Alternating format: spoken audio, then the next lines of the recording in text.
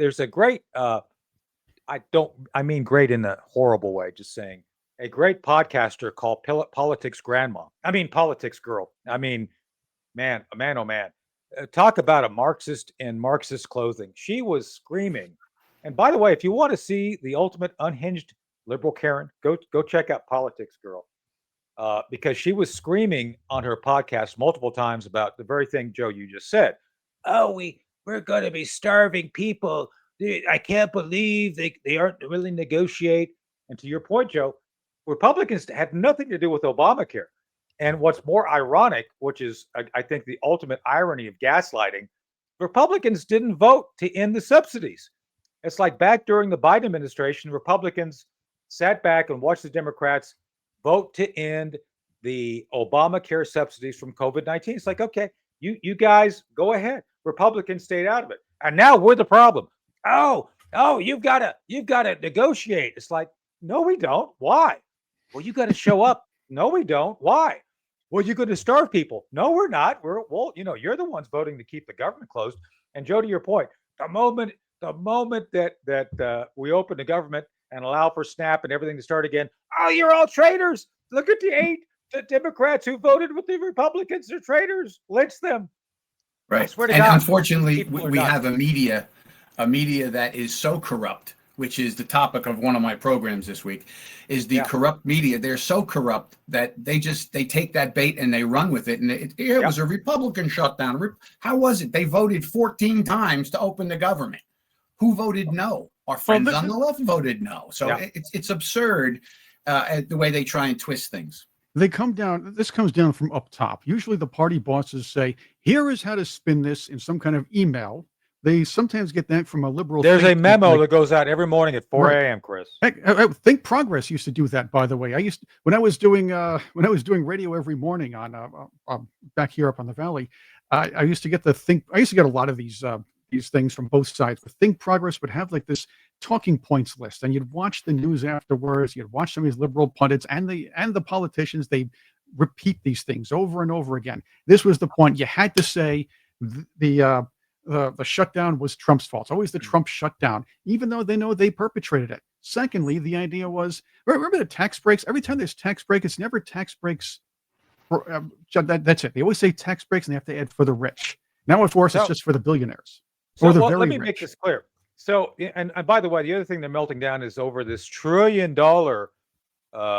package for Elon Musk. Like, why do I care?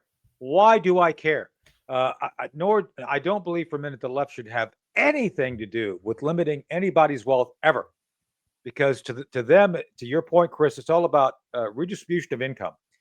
I don't know of any reason I should be paying taxes to provide support to anyone outside of my state or my home. It's not the federal government's job to take my money and give it to someone else, period.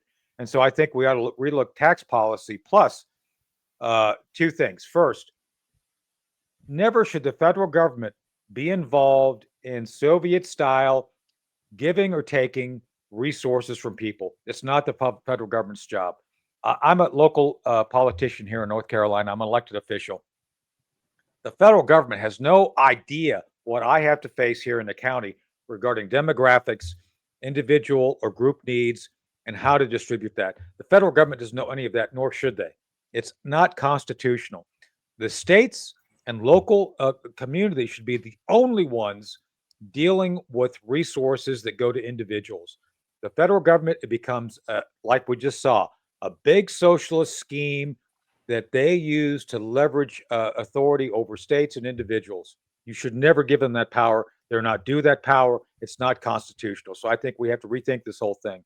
Nothing above the state should ever be delegated or given to the federal government, because, again, all politics are local. All support should be local as well. Just saying.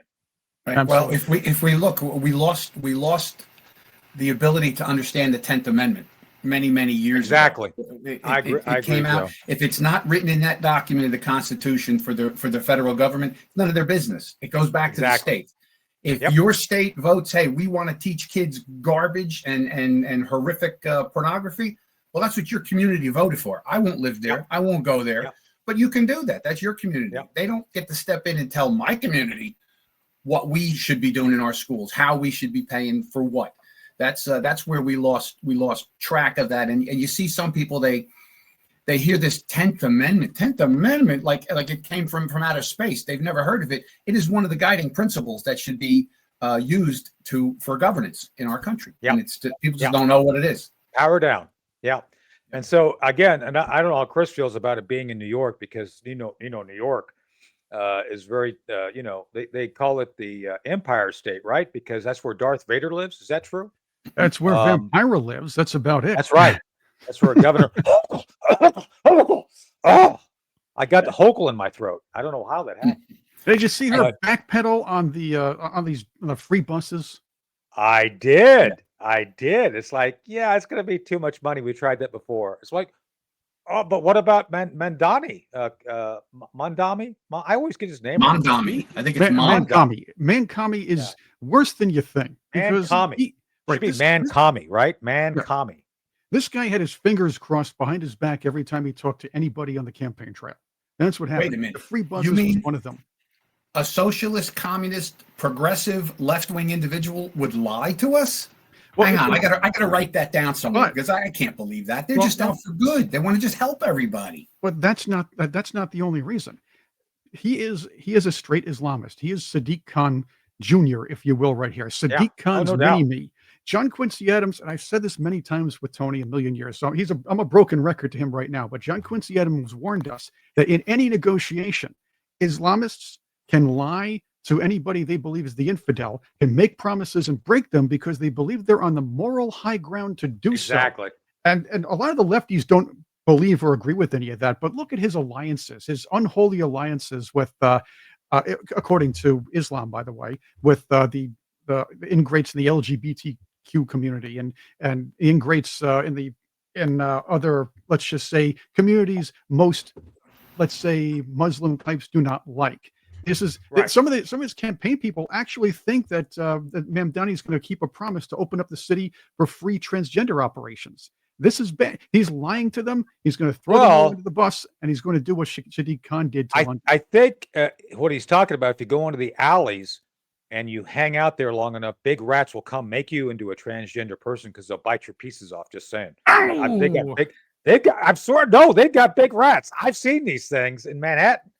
Thank you for watching this S-Files with Tony Shaffer, a live stream clip. I'm Chris Cordani. Check out the whole live stream on our channel, The Sentinel Files. And for more exclusive content, subscribe to Tony on X at T_S_P_O_O_K_Y. That's T-Spooky at T-Spooky on X.